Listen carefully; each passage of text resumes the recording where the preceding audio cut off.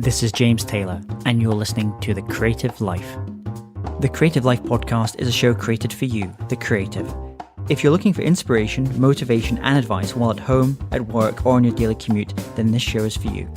Each episode brings you a successful creative, whether that's a musician, writer, artist, designer, performer, educator, or creative entrepreneur. They share their journey, their successes, their failures, their creative process, their insights, and much, much more.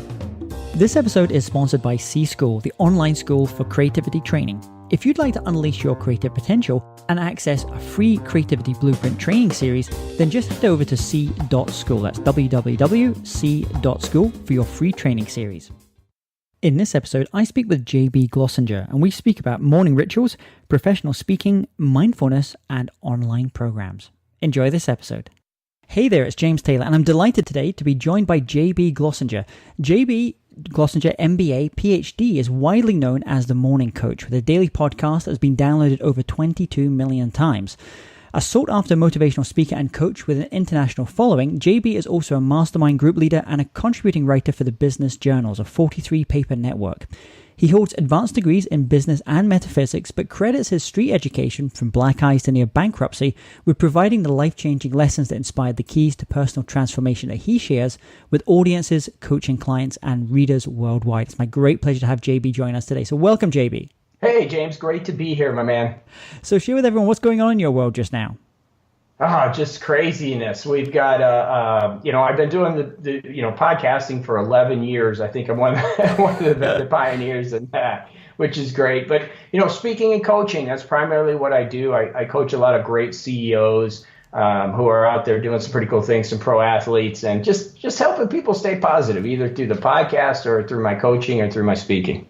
And I mentioned you had this kind of strange route into the world of speaking and coaching. So where did it all begin for you? And what was the point that you got a sense, this speaking and coaching thing, this is what I want to be doing with my life?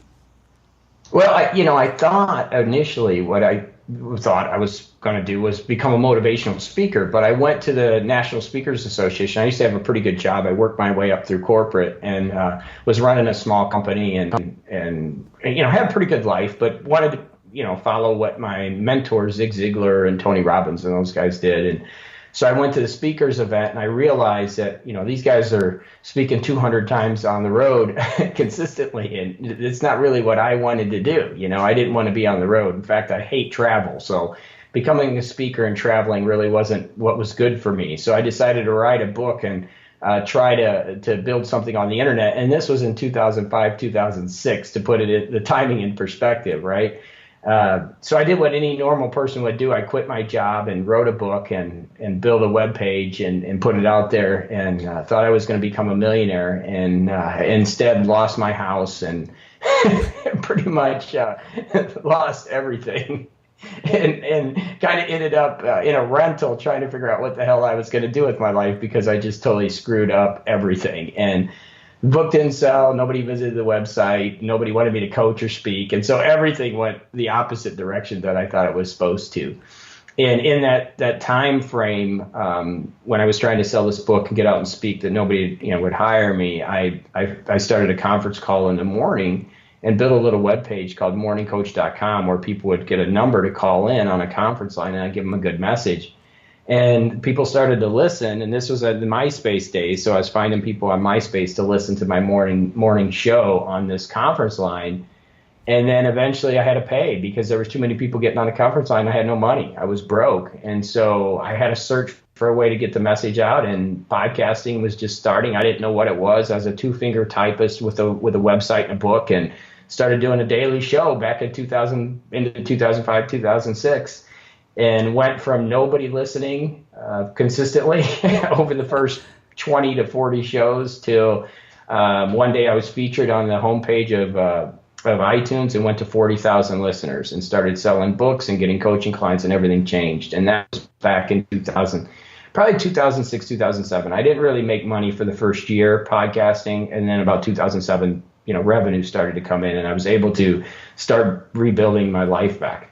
And what kept you going in that month 10, month 11, when you weren't, the money wasn't coming in from the business, and you were doing these interviews, doing the podcast every single day, and having to keep up that consistency as well.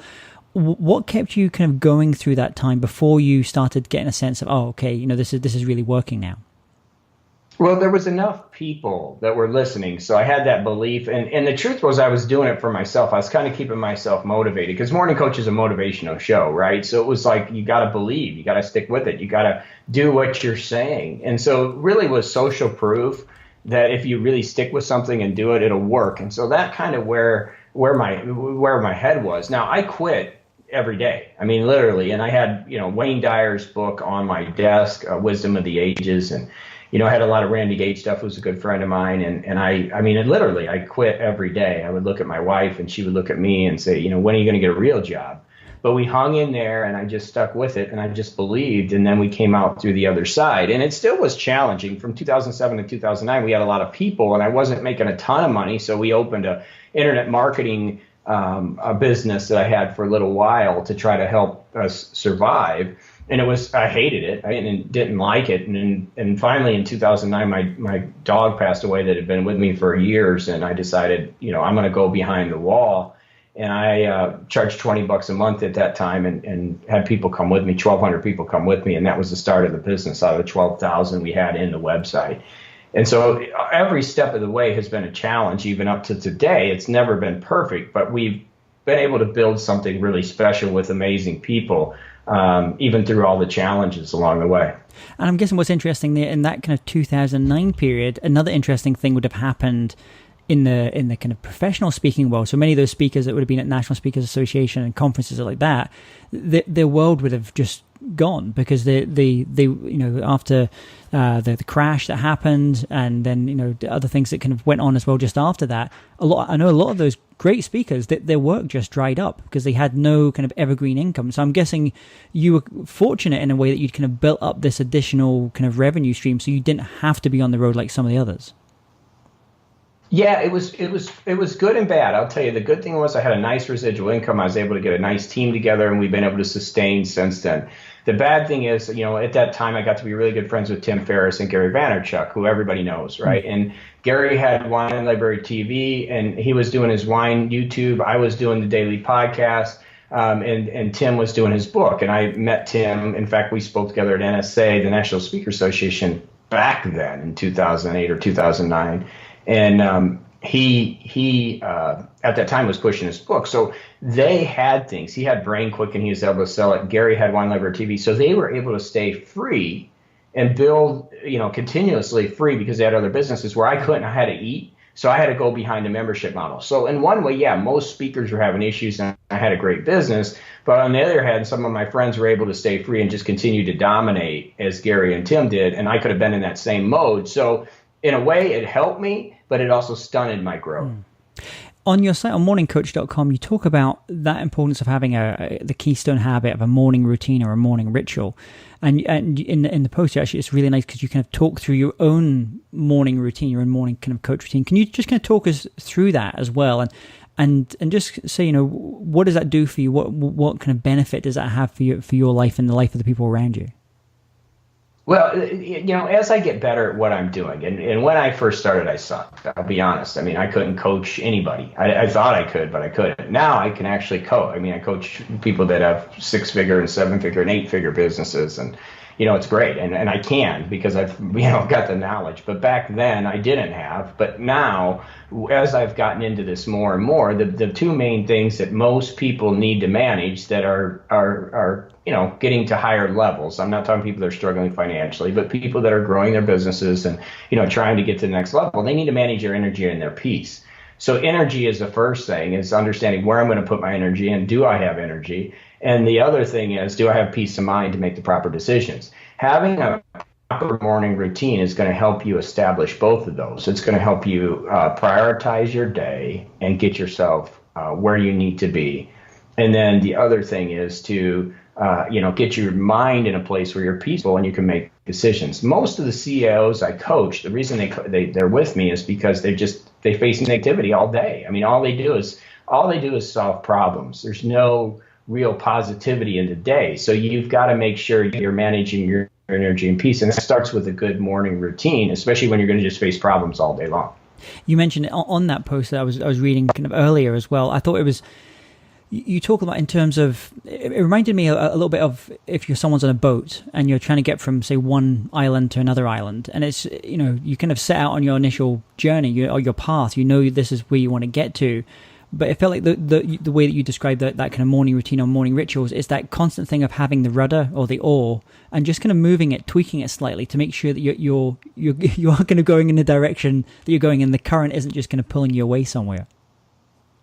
100%. So many people want these massive shifts, but the massive shifts come from small incremental changes, that 1% a day, and the consistency that we do day in and day out.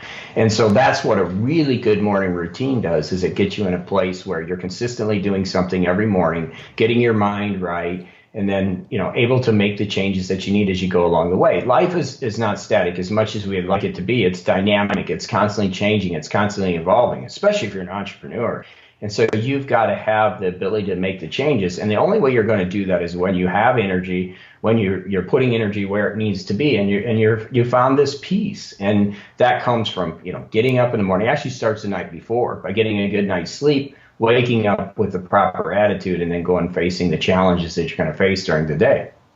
And one of the things I've noticed that as your kind of business has developed and changed as well, you mentioned, starting up that with a morning coach with the paid behind the paywall.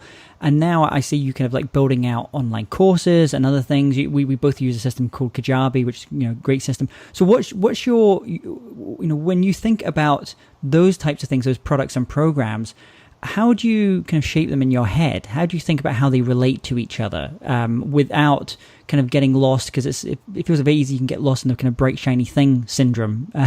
How do you kind of think about how your courses and your membership programs and other things kind of fit together? Yeah, so it is a great question. So my book, The Sacred Six, came out with Hay House. It's been real popular. It's a process of getting people organized. So everything for me is about those things, managing energy and managing peace. So when I'm building stuff, I'm constantly seeking problems that people are currently having and really talking to my highest achievers, some of my pro athletes and people that are around, and seeing what are their issues and what are they having, and then trickling that down to everybody else as I have success in my coaching platform, in my one-to-one. So, like the current course we're doing is mindfulness and meditation for busy professionals. This is something that just is so many different things out there that people are trying to figure out how to do it, when to have time, what does it actually mean. And, the great thing that I've discovered is I've teamed up with a group and we're getting into heart rate variability, which is new technology that we didn't even have 2 years ago, that allows us to really have some science behind meditation and mindfulness that helps people perform better. So for me, it's always about performance. It's always about the acquisition of new skills, and how can I get people to have more peace and really enjoy their day and then be able to make better decisions. So everything fits in there, and just constantly asking, what are your problems? What are your problems? What are your problems? And listening. That's really the key to, when I'm going to develop a course, and not only develop the course, but what am I going to go research? What am I going to go learn to help my clients who don't have the time that I do, to help them take it to the next step in those areas of energy and peace and that productivity, right? Performance level. And in that whole process of kind of creating your online courses, these other things that you do as well, of the stages, I know there's many stages you have to kind of go through. You mentioned like asking the questions, finding out what are the 2 a.m. problems, then kind of researching, and then writing, and then building and creating, and then marketing, and all the different things. Of the different stages that you go through when creating one of your online courses, which is the stage that you get the most flow from, you get the most joy from doing? Well, I think it's, again, it's kind of the scratch the itch for me, is that when I do something, I'm really delving into it even more. So like the current one that I'm doing is like, I need to get better at meditation and mindfulness. It's the secret to everything. If I can be more mindful, I make better decisions. And if I can really calm my mind down personally, that's where all the strength for me comes. So it's scratching that itch. So along the whole process, I just love it. Researching it, activating it, doing it, getting feedback, and working together with others is for me, the whole process is great. And I've gotten to the place where I'm not just trying to sell courses. It's like, how can I impact? How can I build long long-term relationships with people, because that's what I teach. I have a course called Intelligent Life Design, and it's about creating value. And business doesn't have to be difficult. If you have 500 people spending $2,000 with you a year, which is about $166 a month, that is a $1 million business. That's a 7-figure business. And when you have no overhead, that's a good chunk of change, right? And so many people are out there focusing on, how do I get more people? How do I get more people? How do I build this? So just focus on your people. What do they need? And how can you bring them more value and help them grow and develop so that, that isn't anything to them, that they'll be with you forever. And that's been my focus since I started my business. And I have those people that are with me forever. And I have people that don't like me, that leave. And it's totally cool. I want them to go find somebody that they can get value from. And, my philosophy has always been, hey, let's just focus on providing what we can at levels that are going to make people work and get them what they need, understanding that if we have groups of 500 at 2,000, that's $1 million each, 500 people.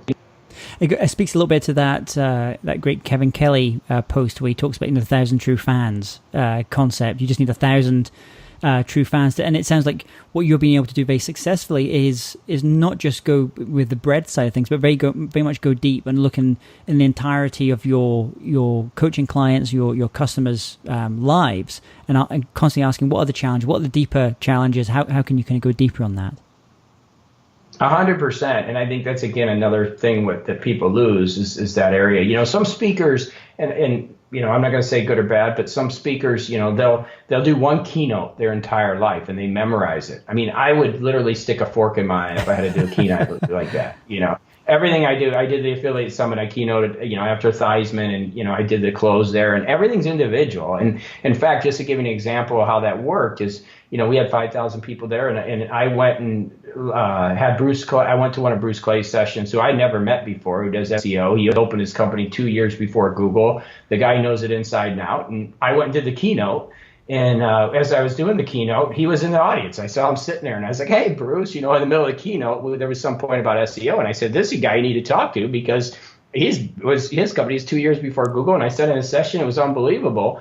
And so after the keynote, and later, he gave me his card and he said, hey, call me. And I said, okay, I'll give him a call. I called him, literally set me up on everything SEO. He's doing my site. He said, nobody's ever done that before, and I want to take care of you. And this is a guy that charges, Facebook hires him for their SEO, to put it in perspective. So the point is, what I'm saying is, if I would have just went up there and did a keynote without value and really looked into the audience and and I didn't expect anything, by the way. But if I would have just did a kind of a normal thing, I would have never built that relationship. Now we're getting tremendous value. So it's all about value. And he got value because I'd mentioned him at the keynote unintentionally. And so always looking for value is the key. Always helping is the key to this thing. And the ways in which you're giving value. I mean, you mentioned speaking on stages. There's the one-on-one coaching side of things. There's the online courses. There's a more membership side of things with the morning coach as well. How are you kind of dividing up your time? How do you decide where you place your energies when you have these different things that you could be spending your time on? Which ones are getting more of your attention just now? Well, it's funny, you bring that up, because the last 3 years I played golf every day. So I kind of semi-retired, and I'm not really money motivated. I have a place in Colombia. Me and my wife have a great lifestyle. We don't have children, so we can kind of do what we want, and this year I decided to make some major changes, and I shifted to bringing the podcast out for free again, letting my members get all my courses for free, but selling courses, and then going back into coaching. And it's funny because I hired a 28-year-old coach to start the year because I just wasn't happy. I was golfing, and I don't know, I'm 48, and it just, you're not going to, make a big contribution to the world on a golf course. And I just wanted to do something different. And that was the question we had, and we, and I had always wanted to do Tim's 4-hour work week, and I built that. But once I built it, I realized it was empty. There was just nothing there. And so when we sat down and talked, we found out to what, I really love, which was just to help people. And so when I help people and they get in it and they have success or something works for them, I find I have true joy. I mean, just amazing joy. And so how do I determine where my time's going to go? Who can I help? And how can I help them? And so my coaching programs, I've got coach clients I coach for $200 in group coaching, $500 some individual, up to $10,000 for individual. And how do I determine that? Based on the person and if I want to help them and if they want help from me, and we have a good relationship. So for me, it's not always just about the money. It's, the relationship, and if I can truly help them. And with that, if I can't help them, I'll pass them off. I mean, I'll say, look, this isn't for you or for me, because a lot of people come to me and they want to build a podcasting business, and that's not what I coach on. I'm not a coach. I can't teach somebody how to do that. I don't want to do that. I'm a metaphysical coach, and I'm more of a trusted advisor, not a business coach. And tell us about, in this kind of fascinating journey you've had, this life and kind of creative journey, maybe a key insight or a light bulb moment in your life when you went, okay, this is the direction I want to be going with my life, my work, or you just made maybe a key distinction that just changed things for you? 60% of the people suck. And I don't mean to be rude, but when I went from free to paid, people hated me, and I loved everyone. I still do, but I've learned that, you just got to let people go. It's the hardest thing. And, you can't take it personally, but people are not going to like you. I mispronounce words on my podcast. I make mistakes just as anybody else. I'm a human being, but I bring energy and ideas and thoughts, and some people just don't get it. I send an email out and some grammar's off, and I say, look, it's me. I'm busy. I'm going to send an email. I'm not going to send it to an editor and try to be perfect. It's just not the way I am. And, somebody will send back, well, you didn't put a comma here, and in a very judgmental tone. And love the ones you're with. Let those people go. Don't try to please the people that don't get it and the people that don't like you. I think most of us, as I did early in my career, spent so much time trying to, satisfy those people that really didn't care about me and weren't going to buy anything, that I've learned to kind of say, okay, you're part of that 60%. You don't love me. It's okay. See you later. And just and move on. And I think that's a great. It's something that so often isn't kind of talked about in business or life. I was recently interviewing a gentleman called Paul Jarvis, who works with Marie Forleo, does all Marie's design stuff, and a number of other kind of thought leaders. And he said he has a very long wait list for someone to work with him as a designer, but he spends a lot of his time just choosing his clients, and he's very, very careful about the kind of clients he wants to work with. He said, I have a limited amount of time on this planet. I want to help in the right way.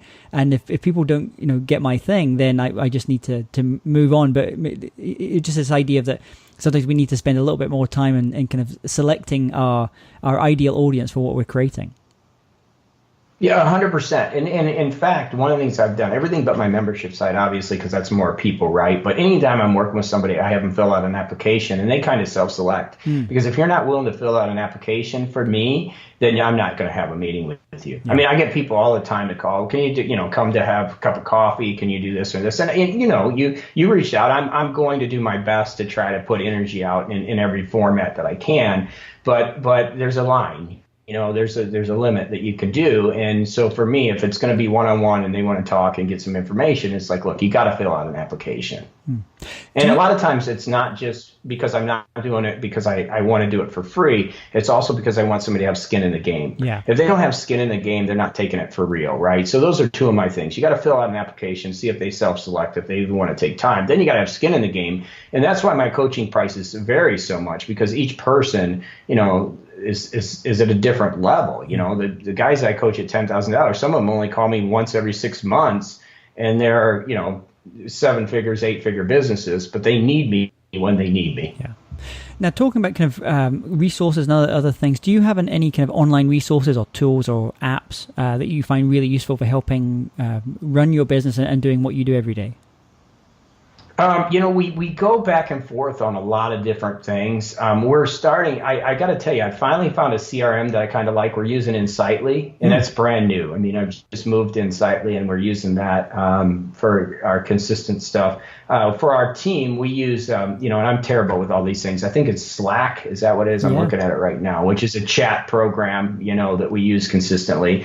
And then I'm an Apple guy. So, everything within Apple is what I use. And then I created a Sacred Six Journal, which is a physical journal. I'm doing a Sacred Six Journal for business. So I still have some of my own tools. But as far as, kind of stuff we're using, we like Insightly. Obviously, WordPress is our platforms that we build on. And then Libsyn is what the Lipson Pro is what I'm using for our podcast now, which I've been really happy with them. Rob tried to get me the vice president over there back in 2007. And I finally, this year, when we decided to go back to free, went to them. And he's like, oh, wow, you were the longest person I've ever had to close. It's like 10 years.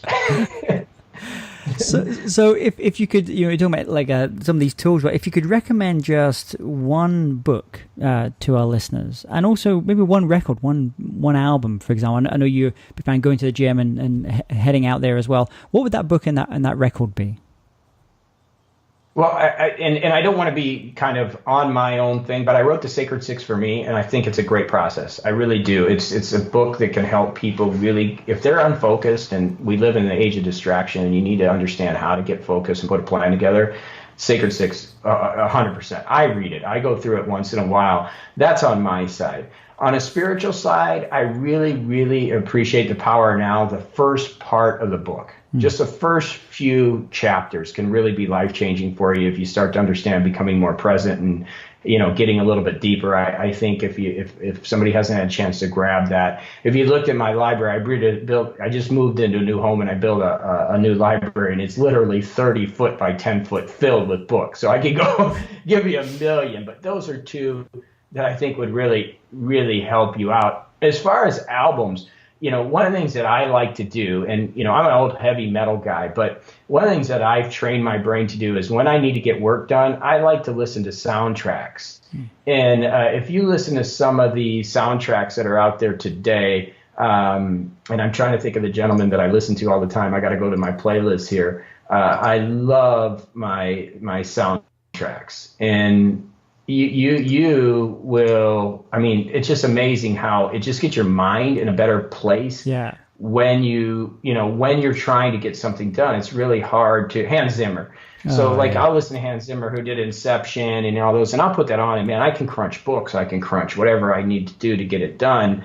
It's just like Pavloving a dog. I hear a soundtrack, I hear that music, and it's like, get to work. Yeah, it's fascinating because I think that one of the issues around a lot of music today is actually how difficult the discovery process has become. Is there's all these algorithms and everything that's supposed to help with discovery, but they're not quite there yet. And I think what you just said, like soundtracks. I've been watching a TV show, Narcos, on Netflix at the moment, and it's got incredible music. You mentioned Colombia, great Colombian music, great Brazilian music, and it introduces a whole bunch of new things that you wouldn't normally listen to because it's being kind of selected by a great someone that really understands the music and really understands the effect that they want to create in the listener. Yeah, and I think you can find some of that. I always go back to, I wrote a blog post the other day about, I was kind of feeling negative and dark and deep, and I had some inner demons coming out of failure and imposter syndrome and, the things that we all deal with sometimes. And the way I deal with that is I go sprint. So I ran a 5K. I put on Metallica's Ride the Lightning and turned it up as loud as I could so I couldn't hear, and just faced it with anger, So I love my music. So whether you go find something like from Narcos, which is, you go discover the music from a soundtrack or something, or you have a go-to like me, like Ride the Lightning or some Rammstein when I'm in anger and I actually want to feel the anger and kill those 3.3 miles in 25 minutes. That's what I choose that music for. So a final question for you. Let's imagine if you woke up tomorrow morning and had to start from scratch. So you've got all the tools of your trade and the knowledge that you've acquired over the years, but no one knows who you are. You don't know anyone else. How would you restart? What would you do? I love this question. I get it once in a while. I love it. I actually would love that. It sounds as crazy as it is. I would love to and I do that sometimes, by the way, not to sidetrack, is I will say, I just bought this business or I just acquired this business. What are you going to do differently? And I actually coach that once in a while. So I love this activity. But I would just get out. It's all about hustle. And, it's kind of a combination of Gary and Tim, right? You got to hustle, but you got to be smart. And the truth is, what I see people lacking is the ability to go talk to real people. They want to do everything on the internet. They want everything to be, cold, not warm. And the truth is, if I had to start all over again, it would be out knocking on doors and building relationships. That's where the real strength comes from. And then taking that from, offline onto online and maintaining the relationship with the online systems. Wonderful. So we've talked about some of your programs, about the Morning Coach and some of the courses as well. Where should people be heading to find out more about the different things you have available and also your coaching programs? Yeah, really simple. Morningcoach.com is where everybody gets me. And I do a daily podcast now every single day, 365 days a year to put energy out there. And on there, I always have things that are going on and I tell people what's up. But people that resonate with me, they love it, and it's a good place to go. People that don't like me, they don't listen. So it's all good. Well, if someone's listening, if you think you're one of that 40% out there, head over to morningcoach.com. JB, it's been an absolute pleasure speaking to you and learning about your creative journey and some of the amazing things that you've done with your life and the great impact that you're having on others. So thank you so much for coming on the show. Thank you, and thank you for putting this message out there. That's what it's about. Hey, James Taylor here again. And if you're interested in living a more creative life, then I'd love to invite you to join me as I share some of the most successful strategies and techniques that high-performing creatives use. I put them all together in a free downloadable ebook that you can get by going to jamestaylor.me. That's jamestaylor.me to get your free downloadable ebook on creativity.